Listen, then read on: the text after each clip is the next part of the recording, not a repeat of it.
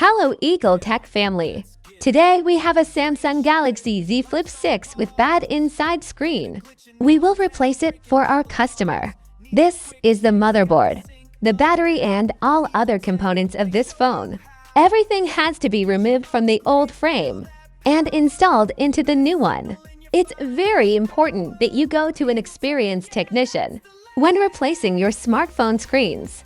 Otherwise, you can damage your device. If you need any repair services on your smartphone, tablet, or computer, please visit us at eagletech.com.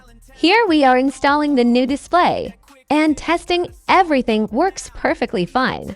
Thank you so much for watching this video. Please like, share, and subscribe.